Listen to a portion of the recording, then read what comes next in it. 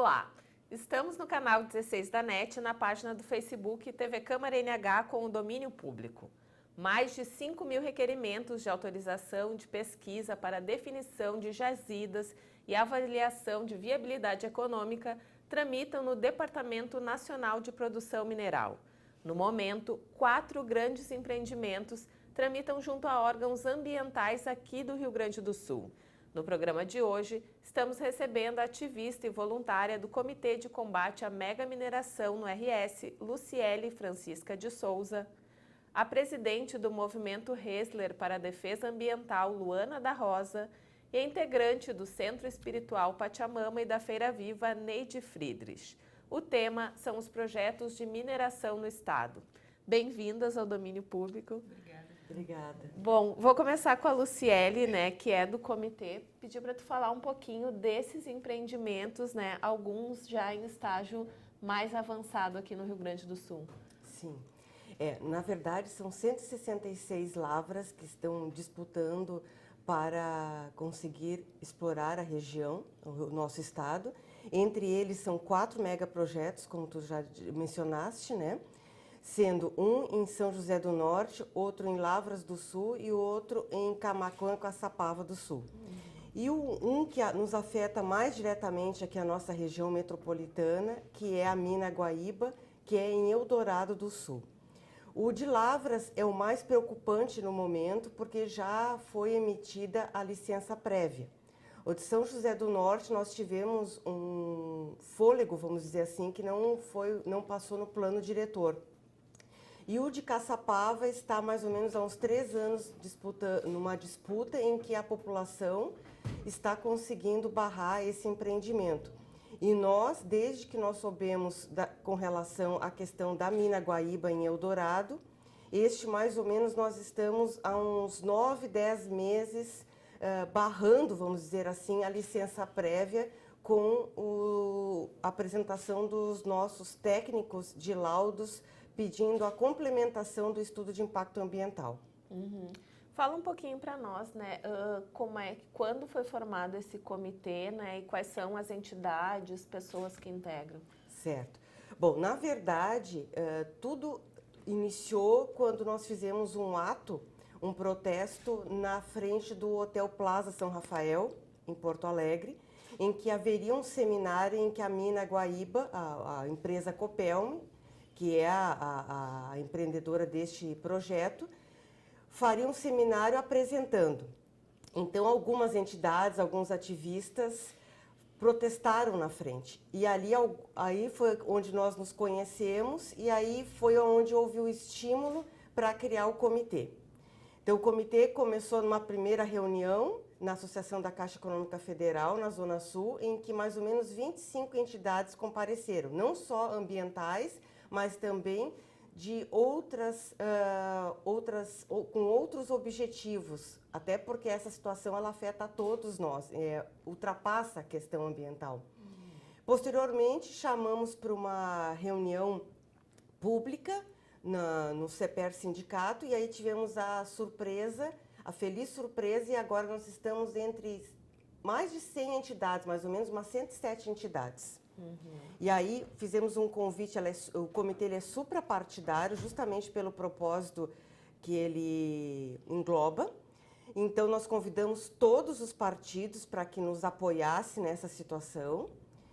E entidades como CUT, a Caixa Econômica Federal, enfim, sindicatos das mais diversas entidades. Uhum. Bom, a Luana é bióloga, né, e é integrante do movimento Hessler aqui de Novo Hamburgo, que tem uma luta antiga, né, para as questões ambientais. Fala um pouquinho para nós, né, quais as consequências que a mineração de carvão, né, no caso da mina Guaíba, pode trazer para a saúde das pessoas e também para o meio ambiente. Bom, primeiramente, com relação a qualquer tipo de mineração, esse já é uma matriz energética bem ultrapassada. A gente já tem outras matrizes energéticas que não têm um impacto tão direto no meio ambiente. Então, a questão de prejudicar o solo, então prejudica o solo e essa fitorremediação levaria anos e anos para que pudesse ser recuperado esse solo novamente. Fora a questão da poeira também, que inclusive foi uma das questões em que não foi contemplada no estudo de impacto ambiental, essa questão da poeira, porque não tem como uma mina a céu aberto não gerar uma poeira tóxica.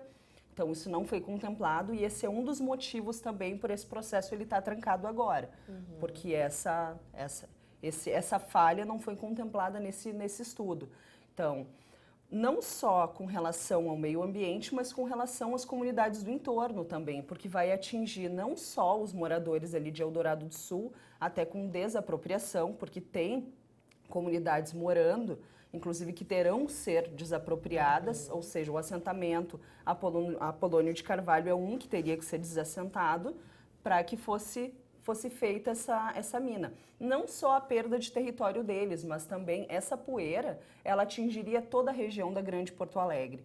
Então, causaria diversos problemas respiratórios, inclusive pneumonia, vários outros problemas que a gente não consegue nem mensurar, porque o tamanho dessa mina, uma das maiores minas que se tem ideia de construção, então o impacto a gente ainda não consegue mensurar porque ele é de certa forma imensurável, ele não é um impacto gigantesco.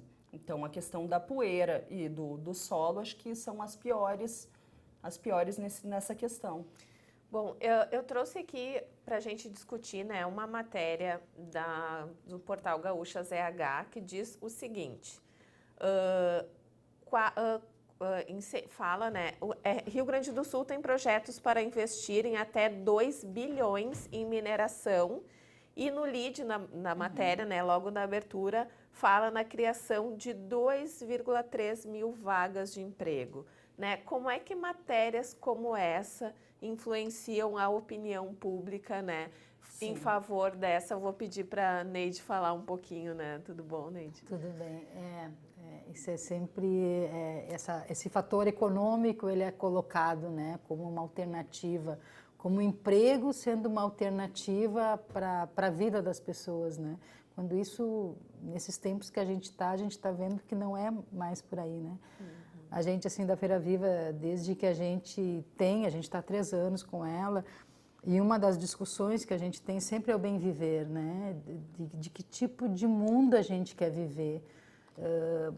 O que adianta? Tu tem um emprego onde tu vai estar te adoecendo, né? Como nessas minas de carvão, que não, isso é claro para todo mundo. Quer dizer, um emprego te adoece, tu pode ter o salário para sustentar a tua família, mas a tua vida, a tua saúde, a saúde da tua família, das pessoas que convivem contigo, como fica isso? E os trabalhadores vão ser os mais impactados, né, com essa questão da saúde. E também, assim, a gente também trabalha com comunidades indígenas, né, e o quanto afeta essas comunidades indígenas, esses empreendimentos. Porque as comunidades que vivem com a água do rio, a gente já tem todo o problema com os agrotóxicos, que é seríssimo, né? A gente tem um governo que está nem um mínimo de preocupação ambiental, né? E sim em preocupação capitalista, preocupação em lucros, né? E nem para o Brasil, né? A gente sabe que isso não vai ficar no Brasil, são sempre para estrangeiros, né? Quer dizer, o Brasil vira um quintal das grandes corporações para que essas grandes corporações cada vez fiquem mais ricas e o povo cada vez mais pobre, né? Quer dizer, saiu do IBGE agora há pouco, quer dizer, a concentração de renda aumentando. O que significa? Que país é esse que a gente está vivendo? Então, a gente da Feira Viva sempre faz, além de estar fazendo, colocando orgânicos, falando, a gente sempre tem momentos de conversa na feira, onde a gente discute, e já teve o pessoal da comunidade lá do Apolônio, né, falando, o pessoal do MST, quer dizer, o que a gente quer da nossa vida, né? Então, acho que essa questão do emprego é importante, é isso, porque eles usam isso como se isso fosse a coisa mais importante para as pessoas e para as cidades, né? De certa forma, até complementando a fala da Neide, essa questão dos empregos também acaba sendo, de certa forma, inviável, porque está gerando emprego, esse tipo de emprego, só que tu está tirando o emprego da economia solidária, da agricultura familiar, ou seja, o MST, que produz o arroz orgânico naquela região, é um dos maiores produtores de arroz orgânico. Olha quantas pessoas tem envolvida nisso, gerando renda e fortalecendo a economia local. Então, ou seja, se está gerando emprego, na verdade, está tirando emprego. Então, É é uma essa a troca. questão. Exatamente. Na verdade, é um engodo. E tanto na questão dos impostos, de aumentar, melhorar a economia, porque essas empresas elas têm uma isenção de ICMS. Então, não gera tributo para o Estado. E também essa questão do emprego, como elas disseram, é uma situação muito relativa, porque, primeiramente, não são empregos diretos. E quando uma mina se instala, ela simplesmente ela vira uma situação, um monopólio e uma questão única, que tu não consegues depois ter um outro tipo de geração, pode influenciar inclusive na hotelaria e turismo. Pode ver Minas Gerais, Brumadinho, hoje e Mariana pedem para a mina voltar, porque ninguém quer fazer turismo lá. Então, e ficam em estados empobrecidos. Então, onde tem mina, só gera pobreza, na verdade. E se por acaso passarem esses projetos aqui para o Rio Grande do Sul vai ser o terceiro estado maior minerador do país. Então, só perdendo para o Pará e Minas, e todos, é público e notório, sabem o que está acontecendo com Minas Gerais, não é? Então, e essa mina Guaíba, ela é a maior mina de carvão a céu aberto do país. Esse é o projeto deles. E além de todas essas questões que nós conversamos sobre não gerar empregos, tudo, vai na contramão do que o resto do planeta está dizendo, porque as empresas estão fechando as carvoarias porque ela emite CO2, que é um dos gases responsáveis pelo efeito estufa. Então, através do Acordo de Paris, a COP21, 20 países foram signatários, inclusive o Brasil, não é? Que não ratificou agora, com relação a diminuir essa energia e acabar até 2030. Entretanto, a mina Guaíba quer explorar a região até 2052. Uma verdadeira contramão mesmo com relação às questões climáticas. Então, na verdade, como a companheira disse, na verdade, é virar um celeiro aqui, celeiro de commodities para exportar para os outros países. Enquanto eles reduzem a questão da emissão dos gases, vira o nosso estado esse emissor. Quais são as justificativas, né? Eu acredito que o comitê esteja negociando agora com o governo do estado e com as prefeituras também, né? Além dos empregos, assim, quais as justificativas dos governantes para a implantação desses projetos? É justamente esses dois fatores, emprego e gerar impostos, e que ele não é poluidor, que é chamado carvão verde. Então, basicamente, é isto. Essa é a propaganda. Bom, tu falaste, né, da questão de Minas Gerais. Nós temos, inclusive, esses dias estava lendo a questão do museu de Inhotim, né, um museu lindíssimo a céu aberto, que está prestes a fechar por falta de visitantes após a tragédia de Brumadinho, né? Como tragédias como essa impactam a vida das cidades e das pessoas, né, ao redor? O que vocês têm a falar sobre isso? Assim, tem um risco de essas minas no futuro virem a ocorrer casos semelhantes aqui no estado? Se seguir o mesmo procedimento, sim. Se tiver barragem de rejeitos, corre o risco. Então, na verdade, essa questão da mina a céu aberto, como a própria Luciele já disse, o projeto em si é para ser a maior mina a céu aberto do Brasil. E estando próximo à capital do estado, estando próximo a regiões muito populosas, ou seja, o impacto disso vai ser gigantesco. Então, o impacto, na verdade, ainda não se contempla a dimensão desse impacto, mas ele é possível que seja muito maior do que os impactos que já foram vistos em Minas Gerais. E o Rio Grande do Sul está se encaminhando para ser uma próxima Minas Gerais. E Minas Gerais é o quê? Como a própria Luciele também já citou. Isso é um engodo, na verdade, porque essas empresas têm isenção de impostos. Então, isso não vai enriquecer o Estado. A gente está caminhando para ser um estado empobrecido. Na verdade, elas ficam aqui enquanto tem isenção, né? Como exatamente. Até algumas montadoras também aconteceram, ficam no período de isenção, quando acaba a isenção, se mudam para outro estado. Fica um estado ambientalmente devastado e que vai levar anos. Nós não estaremos aqui para ver essa recuperação, porque a recuperação é muito lenta.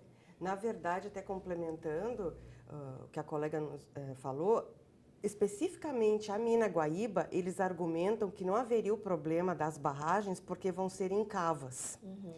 Entretanto, nessa região ali de Eldorado, onde eles querem explorar, é uma região extremamente úmida de banhado, em que já dizem que vão rebaixar o lençol freático e desviar 2 arroios. Tanto é uma região de banhado que por isso que é um dos maiores produtores de arroz, que precisa realmente dessa região úmida. E pelo nosso estado, e nós tivemos um exemplo bem característico essa semana dessas chuvas intensas, por mais que seja em cavas, justamente pelas cheias e nível de chuvas intensos, isso transborda e vai diretamente ao rio Jacuí, que é um dos únicos que ainda não é poluído, e o rio Jacuí deságua no Guaíba. Então, além dos problemas da poeira citados, também o problema dentro da nossa água vai afetar diretamente Porto Alegre. E mesmo eles ficando com relação aos impostos depois das isenções, eles exportam esses produtos e posteriormente só fica o dano ambiental para as comunidades ao entorno. E a mineração, ela é uma situação, um processo silencioso e lento. Então, muitas vezes as doenças não são diretamente a geração atual, em que pese os trabalhadores terem até uma aposentadoria especial junto à Previdência, os que trabalham diretamente em Minas. Mas eu me refiro à comunidade em geral, nós. Então, pode não ser um impacto direto, mas nas gerações futuras dos nossos filhos, até porque o carvão da tabela periódica, ele tem 98 elementos químicos. E um deles é o chumbo. E o chumbo, quando penetra no organismo e mistura com cálcio, ele não sai mais. Isso nas gerações futuras dos nossos filhos pode vir a acarretar doenças, que é o que aconteceu no Peru com a empresa Nexa Votorantim, que as crianças lá estão doentes, e a Nexa Votorantim é uma das responsáveis que quer explorar o carvão aqui no nosso estado de um daqueles 4 megaprojetos que nós mencionamos. Bom, nós temos, além do carvão, outros projetos, né? Sim. Que é de titânio, isso? Fosfato. Fosfato, né? Lavras. Essa de fosfato é a que está mais avançada. Isso, em lavras. Isso mesmo. E quais os impactos dessa mineração do fosfato? Essa é o principal que se verifica, principalmente porque vai ser feito barragens, né? sim. Essa sim, de uma situação bem específica, parecida com Minas Gerais. Bom, como é que a gente pode atuar, né? Porque eu li algumas matérias que algumas empresas, né? Elas já vão se intermeando nas comunidades, né? Fazendo promessas, né? Promessas de emprego, de melhoria de infraestrutura, né? Como é que o comitê ou pessoas, né, que são ativistas nesse sentido podem atuar nas comunidades, né, para desmentir o que essas empresas já vêm prometendo? Acho que a Neide que é educadora, né, também pode nos falar. Apesar de a educação também estar num momento triste, né, nesses tempos. Mas a gente acredita muito isso na informação com qualidade. Essas atividades que a gente faz, como Feira Viva, onde traz o abaixo-assinado, onde tu está fazendo essa discussão, né, aproveitando as redes sociais de uma maneira eficaz, né, e correta, né, de mostrando para as pessoas o que realmente está acontecendo. Quer dizer, se tem assim esses grupos, né? A Feira Viva tem uma série de pessoas que ficam por e-mail, quer dizer, cada questão que vai acontecendo é repassado para todo mundo, essas informações, para que todos tenham acesso e poder se posicionar. A gente tem um centro espiritual, assim, e a gente sempre diz que é super importante estar rezando, mas tem que estar agindo também.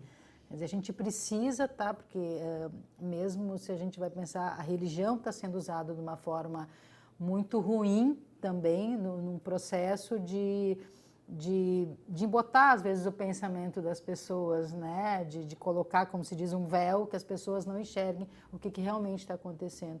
Então, que a gente utilize todos os recursos que a gente dispõe, seja nos espaços espirituais, seja nos espaços de militância no trabalho, para estar informando as pessoas sobre o que está acontecendo, porque elas também se posicionem e não fiquem sentadas assistindo a televisão para ver o que acontece. Né? Quer dizer, é a nossa vida que está colocada, dos meus filhos, dos meus netos, né, que estão sendo afetados com essa situação. Né?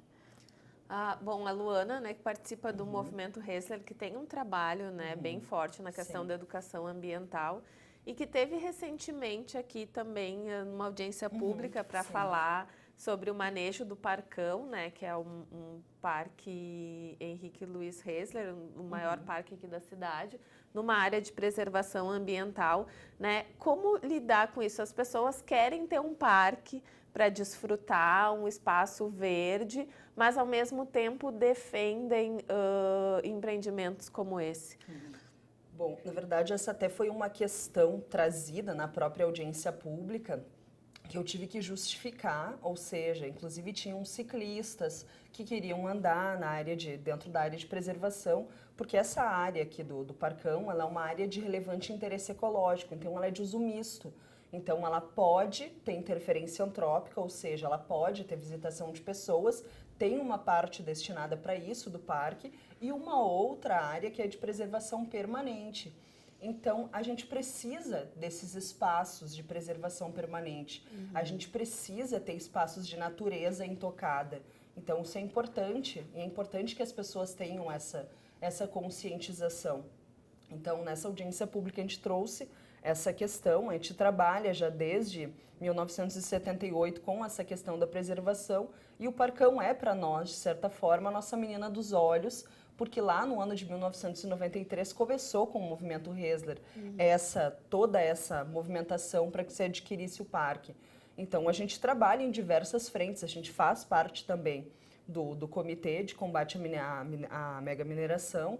O movimento Hessler também, representado por mim, nós fazemos parte da coordenação da PDEMA, então nós estamos bem atuantes nessa questão.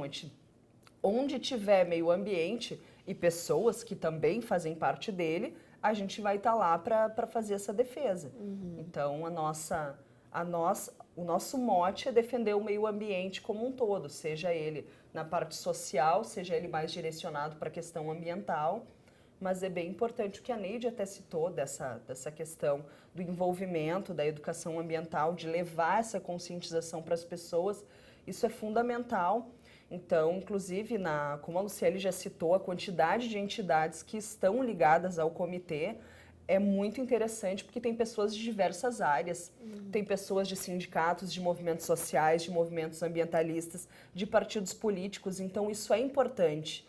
Isso é extremamente importante, porque, como tu mesmo disseste, as pessoas veem aquele empreendimento para a sua região como algo benéfico, só que isso já é proposital, já se escolhem regiões onde tem déficit, empobrecidas, regiões pobres, onde a economia local já é, ou seja, é uma região empobrecida em diversos fatores. Então já se escolhem esses locais justamente para que não tenha essa recusa da população. Então é importante que todo esse coletivo, que todas essas pessoas envolvidas levem essa informação, e é isso que nós temos feito de diversas frentes. Bom, Luciele, tu citaste, a Luana também, que o movimento é suprapartidário, né, e envolve mais de 100 entidades. Mas a gente está num momento em que se diz que questões ambientais, um momento, né, de extrema polarização no país, que questões ambientais são de pessoas de esquerda, né, e nós temos cada vez mais pessoas ditas à direita, né? Como lidar com essas questões e conversar com as pessoas a importância da questão ambiental para todos, né? Que não são questões políticas. Bom, primeiramente o que as pessoas têm que mudar é o seu paradigma, porque existe uma questão cultural, histórica, principalmente mundial, mas principalmente no nosso país. Até porque a Europa, por já ter toda uma história de uma evolução de sofrimentos, lá eles aprenderam pela dor. E nós ainda estamos engatinhando nisso. O Brasil é um país, é um bebê que insiste em não crescer. Então, assim, ó, a questão ambiental, as pessoas colocam como se fosse uma coisa à parte, e não é. O meio ambiente somos nós. Como foi dito pela nossa educadora, a questão é muito relativa ao progresso e emprego. Mas se você não tem saúde, se você não tem uma água para beber, se você não tem uma alimentação decente para comer, não interessa, vai chegar um momento em que as pessoas terão dinheiro e não terão um alimento, e aí? Então, tudo é meio ambiente, nós somos meio ambiente. Por isso a questão suprapartidária. Então, não existe uma questão de você ter uma ideologia, uma forma de pensar. E sim, realmente, nós somos meio ambiente. Se nós acabarmos com o planeta, ele não existe um planeta B. Nós vamos todos perecer. Essa é a questão. Se fala muito, né, na questão dos resíduos, né? Não existe fora, né? Não. Nós não estamos jogando nada fora. Tudo que a gente rejeita permanece aí, só em algum lugar escondido, às vezes, né? Sim. Bom, nós vamos a um breve intervalo e retornamos a seguir. Fique conosco.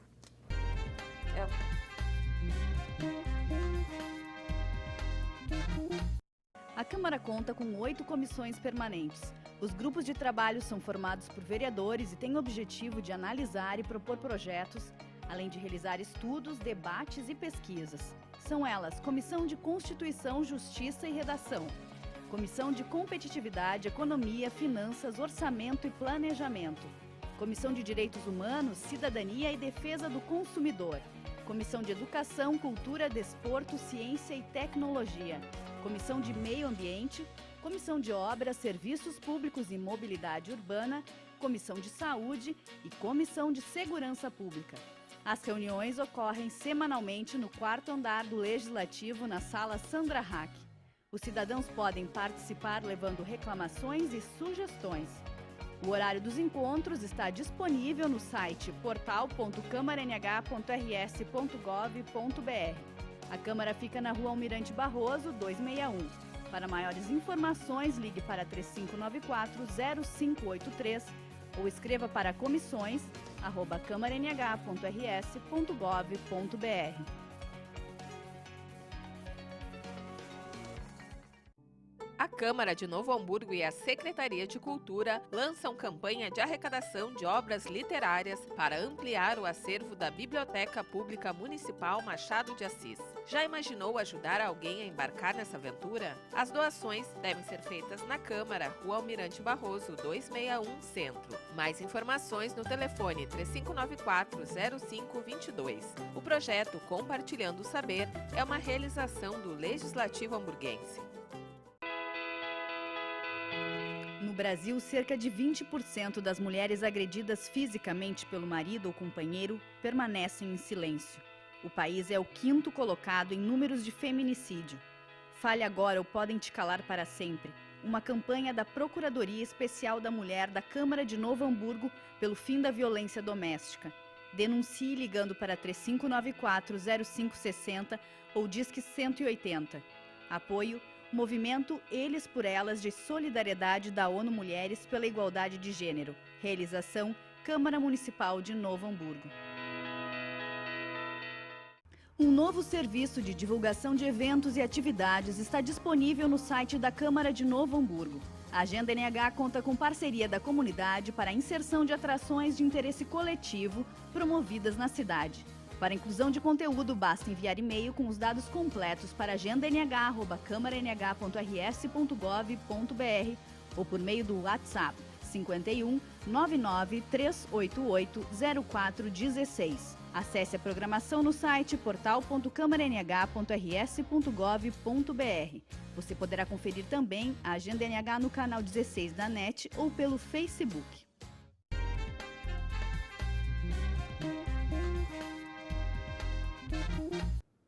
Estamos de volta com o Domínio Público. No programa de hoje, recebemos a ativista e voluntária do Comitê de Combate à Mega Mineração no RS, Luciele Francisca de Souza, a presidente do Movimento Ressler para a Defesa Ambiental, Luana da Rosa, e a integrante do Centro Espiritual Pachamama e da Feira Viva, Neide Friedrich. Bom, Falaste, né, Luciele, inicialmente, rapidamente sobre o Acordo de Paris, né, que o Brasil não ratificou e também que estamos indo contra, né, esse acordo com esses projetos. A saída do Brasil do Acordo de Paris tem impactos e sanções financeiras bastante grandes, né? Então, pode-se justificar também que esses empreendimentos, né, não só no Rio Grande do Sul, mas em todo o país, também vão afetar financeiramente o Brasil. Com certeza. Nós podemos ter um exemplo bem recente com relação aos incêndios na Amazônia, que já sofremos boicote de vários países com relação ao investimento financeiro aqui. E até mesmo para a questão do agronegócio, de não mais a exportação de produtos nessa região por alguns países. Então, tudo há uma repercussão justamente pelo que nós conversamos na questão do bloco anterior, sobre que o meio ambiente é tudo, nós somos parte, então influencia em todas essas questões, principalmente econômicas também. É bem importante, né? Qual é o papel da FEPAM, né? A FEPAM que está fazendo o licenciamento ambiental, né, desses projetos. Qual o papel desse órgão para barrar ou não esses empreendimentos? É fundamental, justamente porque é a partir da avaliação do estudo de impacto ambiental do empreendimento que a FEPAM vai ser a responsável em conceder essas licenças, licença prévia de instalação e de operação. Então, o que nós queremos é, em hipótese alguma, tendo em vista a inviabilidade, na qual nosso comitê já tem uma formação de mais de 50 técnicos, apresentamos as impugnações ao estudo e queremos que a FEPAM, diante dessas impugnações, inviabilize e não conceda a licença prévia. Bom, fala um pouquinho para nós da questão, né, como tu és bióloga, né, quais são os pontos, assim, principais que a FEPAM pode usar, né, a Luciele falou um pouquinho, para barrar não só a mina Guaíba, como esses outros empreendimentos? Bom, na verdade a FEPAM, ela se baseia no estudo de impacto ambiental. Então, esse estudo apresentado para a questão da mina Guaíba, ele tem muitas falhas. Então, nessa fase de licença, a empresa tá no direito dela de pedir, de enviar as suas requisições para a FEPAM. Cabe à FEPAM revisar todo esse estudo, aceitar ou negar esse pedido. Então, inclusive, a própria Ana Marquesan apresentou, inclusive, tu estavas junto, né, Luciele, na audiência pública, ela falou sobre o estudo dela, que justamente ela trouxe essa questão da poeira, ou seja, ela abriu um processo falando que não contemplava essa questão de, por ser uma mina a céu aberto, vai gerar poeira. Então, não tem como dizer que não terá um impacto nesse sentido, nesse tipo de mineração. E segundo esse estudo dela, qual é a área que vai atingir essa poeira? Porque se diz que, né, vai chegar a Porto Alegre. Sim, e certamente outros municípios da região metropolitana, né? O que não se contemplou também, o que não se viabilizou é a questão do vento também. Ainda mais que a gente vive, a gente tem um estado em que tem um vento, a gente tem o tal do minuano, o nosso vento aqui, ou seja, ele pode soprar para qualquer direção. Então, não tem como dizer que aquele impacto é local e que não vai atingir a região metropolitana. A gente pode dar o próprio exemplo das queimadas na Amazônia, onde chegou a fumaça em São Paulo. Então, como é que a gente vai dizer que ele é um impacto local? Realmente não tem como ser um impacto local e também não podemos mensurar que isso não vai ultrapassar a região metropolitana, porque existe essa possibilidade também. E também os países vizinhos, exatamente, né? Sim, isso com certeza é uma hipótese. Então, a gente não tem ainda esse tipo de empreendimento aqui, porque esse projeto é o projeto para a maior mina de céu aberto do país, então a gente não tem como mensurar esse impacto hoje, porque a gente não tem ele. Mas sim, ele pode ser muito pior, inclusive, do que a gente imagina. No intervalo, nós falávamos sobre a importância da realização de audiências públicas, né? Como está essa questão? Tem audiências já programadas? O comitê pode propor a realização de audiências junto aos órgãos estaduais, Assembleia Legislativa? Como é que funciona? Nós já propomos. Na verdade, o que aconteceu? Conforme a legislação ambiental e pelo estudo realizado pelo empreendimento, a FEPAM entende que as audiências públicas já realizadas no município de Charqueadas e Eldorado são suficientes justamente por entender que aquelas comunidades ali que seriam as diretamente impactadas. Entende que Porto Alegre não tem essa necessidade, o que nós discordamos. Então, o que aconteceu em Porto Alegre foram algumas audiências de iniciativa da Câmara de Vereadores, da Comissão Municipal do Meio Ambiente, na Assembleia Legislativa da Comissão Estadual do Meio Ambiente. Teve também uma audiência na OAB, por iniciativa da Ordem dos Advogados, e uma audiência no Ministério Público, de iniciativa do Ministério Público Estadual, com a liderança da doutora Ana Marquesan, como a Luana citou, e do Ministério Público Federal, em que abriu portas para se discutir. Mas todas essas audiências foram com algum propósito. Por exemplo, a do Ministério Público foi para abrir um inquérito civil público. O que nós ainda estamos batalhando, queremos para justamente poder divulgar à população, é uma audiência pública oficial solicitada pela FEPAM. É isso que nós queremos e continuamos nessa luta. É em Porto Alegre, né? Sim, até para poder, num local muito maior, poder ampliar o público. Realmente, a maioria das pessoas desconhece. Então, nosso papel é que todos que estão sabendo desse empreendimento, que divulguem aos seus familiares, seus amigos, para cada vez mais chegue ao conhecimento da comunidade. Bom, Neide, tu falaste, né, que o Pachamama atua com comunidades indígenas, né? E nós temos também um momento muito sério para essas comunidades, né? Um momento em que o INCRA e o Ministério do Meio Ambiente são de pessoas que defendem o agronegócio, né? Como é que tu vês assim, o impacto desse novo governo e dessas novas políticas nas comunidades indígenas? É seríssimo. O que a gente está vendo no Amazonas, na Amazônia, assim, nessa questão do garimpo, né, das mineradoras, de todo o interesse na terra, porque os indígenas, aquilo que a Luciele estava falando, assim como a gente é meio ambiente, para os índios não tem separação entre saúde, educação, natureza. O ser humano está integrado com a natureza, ele é a própria natureza. Então, se acontece alguma coisa com a natureza, acontece com ele. Então, a gente, às vezes, lendo algumas coisas que os indígenas escreveram tempos atrás, é o que está acontecendo hoje. Quer dizer, se vocês, como tu tinha dito, eu acho que foi tu que falaste assim, a gente não vai poder comer dinheiro, né? Então é isso, daqui a pouco vai ter só dinheiro e daí como é que a gente vai, não vai mais ter água para tomar, né? Não vai mais ter terra para plantar.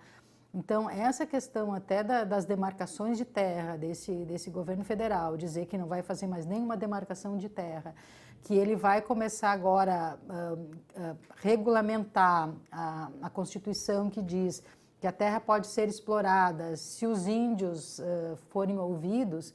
Como nós vamos fazer com os índios isolados, né? Quem é que vai falar por esses índios? A gente viu indígenas do lado deste governo e quando foram atrás, que indígenas, que grupos indígenas essa indígena representava, eram agricultores indígenas que tinham suas terras arrendadas, que plantavam soja, quer dizer, que não era dentro de uma agricultura orgânica, que é como os índios tradicionais defendem, né? A gente vê muito essa questão dessas maneiras também que se fazem desta relação com os indígenas, né? Que muito complicada. Então, quer dizer, não, vamos explorar e vocês vão ter melhores condições. Como? Como que tu vai mexer na terra que eles vivem, né? Então, é muito preocupante, assim, toda a questão, eles querendo entrar de novo na Raposa Serra do Sol, que foi todo um movimento muito grande para manter a forma como está. agora questionando tudo aquilo de novo. A gente sabe o que tem por trás de tudo isso, né? Vamos incluir os índios, né? Que isso já foi falado no tempo da ditadura, né? Que daqui a pouco a gente não vai mais ter índio, que vai ter todo mundo ser branco, mas não é isso. Os índios são índios e eles querem continuar sendo índios, né? Cada comunidade indígena, cada etnia é uma nação. Independente se eles usam tecnologia, não usam, né? Isso é uma opção deles. É uma opção deles, Com né? Se certeza. tem uma imagem do índio que é muito idealizada, uma né? imagem exótica, né? Exótica, Como se diz, idealizada, como se eles não pudessem também ter as questões deles e serem pessoas diferentes entre si, né? Como se fosse uma coisa única. A gente, só um exemplo assim, a gente tem comunidade indígena aqui no Rio Grande do Sul, Guarani, que não quer escola dentro da sua comunidade. Eles não querem interferência do branco, eles vivem de maneira tradicional, com as suas casas feitas de barro, com o seu telhado de palha, e eles querem continuar assim, e eles têm direito, e pela OIT 169, eles têm todo o direito, e por lei, de continuar assim. Como que vai fazer agora de mexer totalmente nessas terras indígenas na Amazônia, tirando toda a forma natural que eles vivem, né? Bom, e uma coisa que eu vi, a Neide citou os garimpeiros, né? Esses dias, há pouco tempo atrás, também nós tivemos uma reunião do governo federal, do presidente da República, com representantes dos garimpeiros, principalmente lá da Amazônia, e se fala muito nas grandes mineradoras, mas os garimpeiros também vêm deixando o seu rastro, né?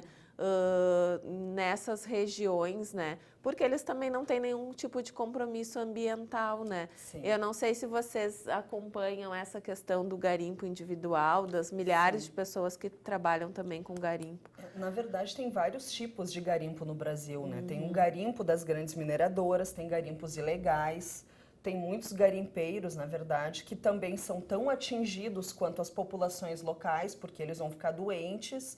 E, no entanto, eles não têm nenhum respaldo, então, ou seja, tem muita gente que está ali, próprios índios sendo contratados para serem garimpeiros, então, muitos índios também que vivem, inclusive a Neide falou da questão lá do garimpo lá, que estão tentando usar uma área de preservação para fazer garimpo lá, do nióbio lá na Serra do Sol, Raposa Serra do Sol. Então, isso está acontecendo muito no Brasil. Tem várias áreas de preservação em que estão sendo cogitadas o garimpo, porque o Brasil, de fato, tem muita área de mineração. Por quê? Porque o Brasil é o país com a maior biodiversidade do mundo. Então, não é só minério que o Brasil tem. O Brasil tem diversas outras coisas. Então, claro que isso vai incluir minério também.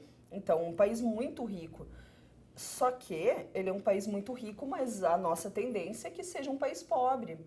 E o minério acaba, né? Exatamente, o minério, ele é uma matriz, não é, ou seja, ela é renovável, só que não, ou seja, tudo que a gente tem aqui, ele é renovável, só que ele é renovável até certo ponto. Com essa quantidade de extração em que o ser humano tá de forma desenfreada, resgatando todos esses recursos naturais, eles não vão se renovar, porque eles não se renovam a curto prazo com essa rapidez em que nós extraímos. Então, simplesmente não é papo de ambientalista que tá exagerando. Vão acabar, os recursos naturais vão acabar, então a gente não tem... A gente já está com quase 8 bilhões de pessoas no mundo e não tem mais espaço para isso. E daí se diz, mas a gente precisa alimentar as pessoas, precisa da agricultura de grande escala para alimentar as pessoas. Na verdade, não é essa a questão, a gente tem alimento suficiente, ele só é mal distribuído. Então, a gente tem todas essas questões.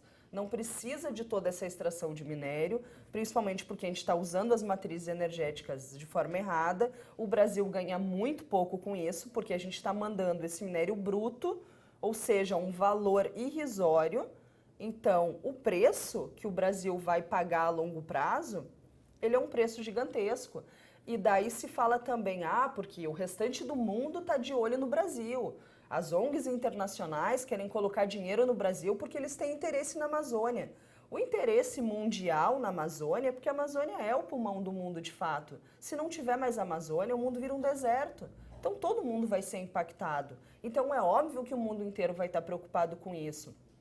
A Amazônia é uma questão mundial, não é uma questão do Brasil. A maior parte dela está dentro do Brasil, mas ela é uma questão mundial, ela é uma preocupação mundial. E o que está sendo feito hoje está sim nos encaminhando para que a gente chegue nesse deserto. Tá certo, Luana. A Luana dando uma aula, né? Luciele, fala um pouquinho para nós quais são as alternativas, né? Se o comitê estuda alternativas ou proposições, especialmente para essas comunidades, né, que vão receber esses projetos, né? Como é que o comitê lida com essa questão? Bom, primeiramente, falando especificamente ali da Mina Guaíba, e até mesmo os demais projetos. O Estado do Rio Grande do Sul ele é rico em ventos, como a Luana já havia citado. Então, a energia eólica ela é uma energia renovável. Então, essa energia, além de ser renovável, não desgastar o meio ambiente, ela gera uma grande fonte de empregos. Além disso, as comunidades ali elas estão bastante felizes, basta as pessoas irem lá e visitar, elas estão abertas à visitação, tanto Guaíba City quanto a Polônio Carvalho, justamente por viverem de uma maneira com qualidade de vida, em contato com a natureza e com alimentos orgânicos. Então, tudo isso são fontes de trabalho, de emprego. Então, ali já tem soluções. Outra questão que o nosso país é rico é energia solar.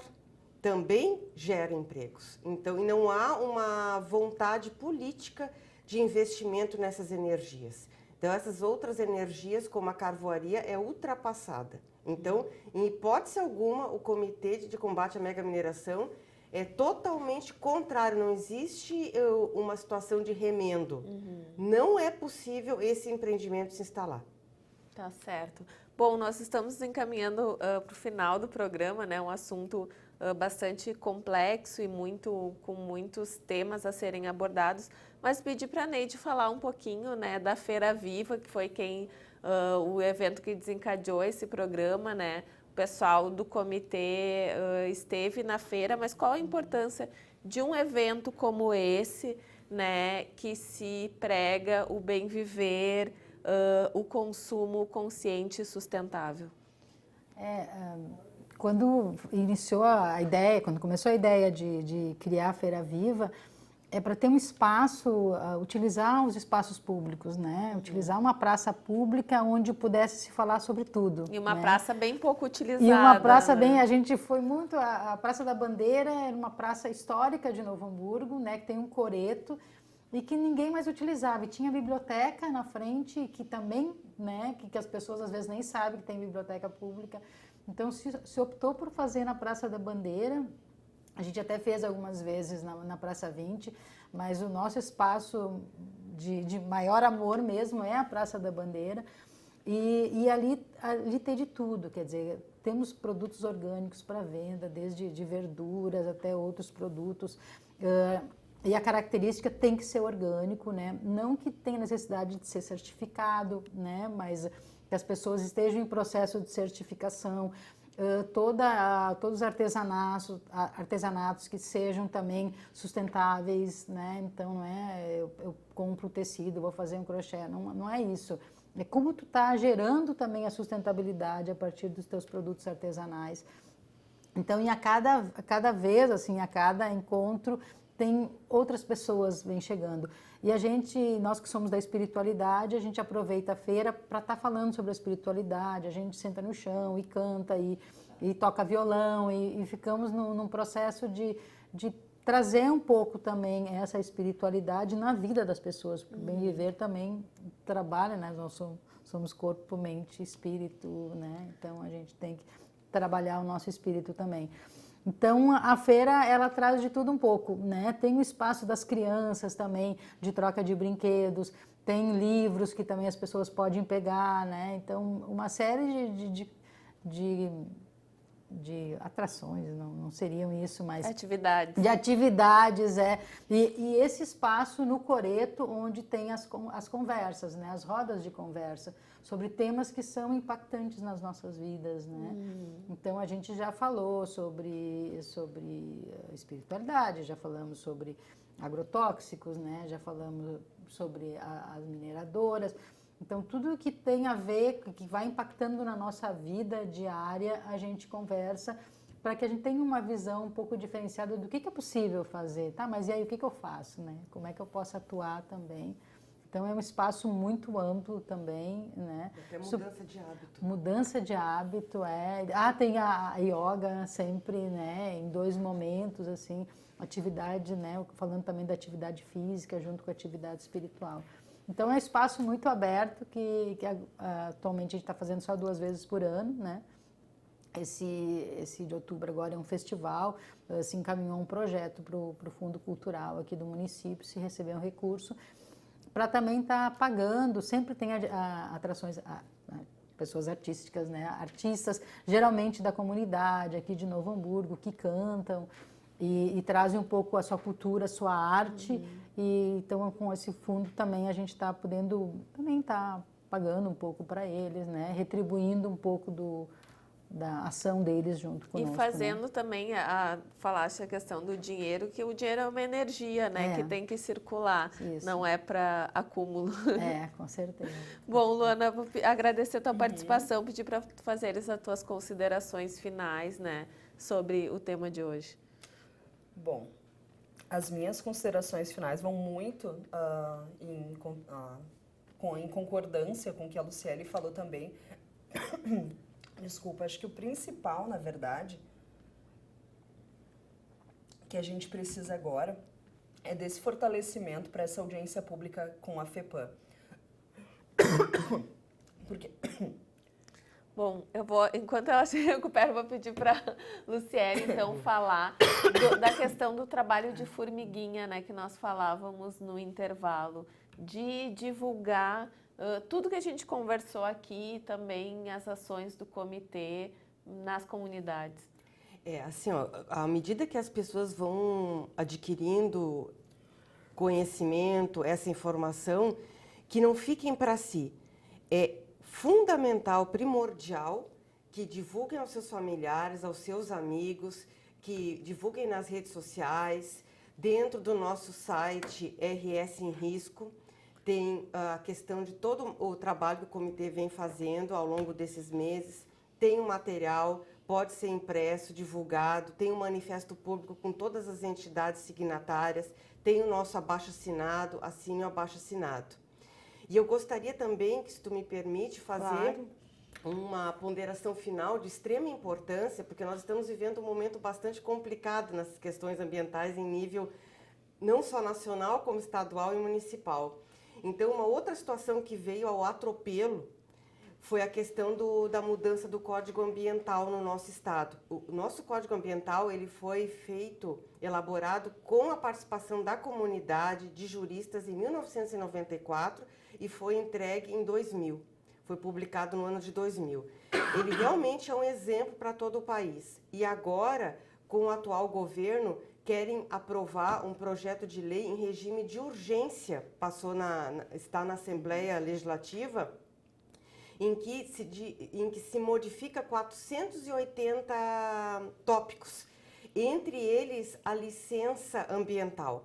Então, nós entendemos, umas pessoas inclusive estão chamando esse código de lei COPELME, para facilitar o licenciamento. Por isso que a gente acha importante divulgar, porque tem tudo a ver com essa questão dos empreendimentos mineradores, porque não há uma justificativa plausível do nosso governador para que se passe em regime de urgência. Então, entre várias modificações que vão acontecer, plantas que são imunes, árvores que são imunes ao corte, inclusive que compõem o assentamento Apolônio Carvalho, que é a corticeira do Banhado, figueira, esse dispositivo vai ser alterado na lei ambiental. A questão da LAC, que é licença por comprometimento, E também a questão dos agrotóxicos. Tem um artigo o artigo que dispunha no nosso Código Ambiental de que os agrotóxicos proibidos em outros países, justamente pela sua nocividade, agora não mais, se revogado, podem ser aprovados aqui no nosso estado. Então vai tudo na contramão.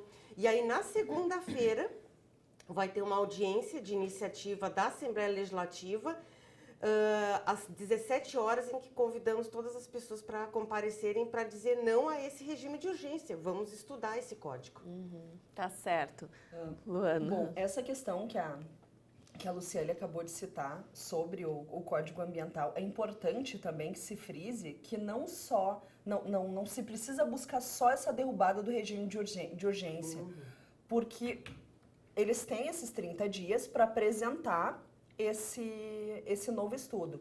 Porém, se está tentando esse regime de urgência nesses 30 dias e a gente está tentando derrubar esse regime de urgência, só que a lei está sendo reformulada. Ou seja, a gente derruba o regime de urgência, eles vão continuar tramitando. Exatamente, vão continuar tramitando. Então, o que se precisa fazer, inclusive, o que a própria Assembleia Legislativa precisa fazer, criar um grupo de trabalho, fazer uma frente para que seja reformulado aquele código com a participação da comunidade. Principalmente a questão mais forte, que a própria Luciele já citou, essa questão do autolicenciamento favorece algumas empresas e desfavorece outras. Pequenos empresários não querem fazer a sua licença, eles não têm um biólogo ali na empresa eles vão ter que contratar uma pessoa, eles podem ser punidos por um estudo de impacto ambiental que foi feito de forma errada. Ou seja, eles não têm preparo para isso. Só que grandes empresas, grandes corporações vão ser beneficiadas com relação a isso. Então, essa questão do autolicenciamento é indiscutível, não pode estar dentro. Só que a população geral precisa tomar conhecimento e precisa ser consultada. Então, essa questão da audiência pública é, sem dúvida, extremamente importante. Isso vai também de encontro à questão do que a gente já estava falando da mineração.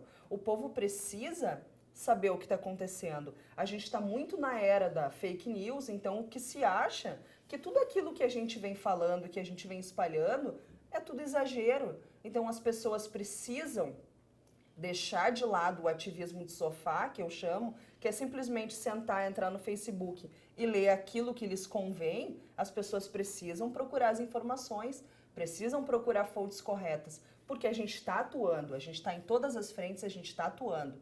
Então, material de divulgação a gente está criando e a gente está indo atrás. Então, a gente está indo atrás de toda essa informação e as pessoas precisam se apropriar dela, porque material tem. Então, a população precisa ser consultada e ouvida. Tá certo. Só pedir para tu repetir o site do rsenrisco.org.br. rsenrisco.org.br. Tá certo, agradeço muito a participação de vocês. No programa de hoje nós tivemos ativista e voluntária do Comitê de Combate à Mega Mineração no Rio Grande do Sul, Luciele Francisca de Souza, a presidente do Movimento Hessler para a Defesa Ambiental, Luana da Rosa, e a integrante do Centro Pachamama e da Feira Viva, Neide Friedrich. O programa é reprisado às terças e quintas na nossa programação. Você pode assistir também esta e outras edições no nosso canal no YouTube e na página do Facebook TV Câmara NH. Até a próxima sexta com mais temas de interesse da comunidade.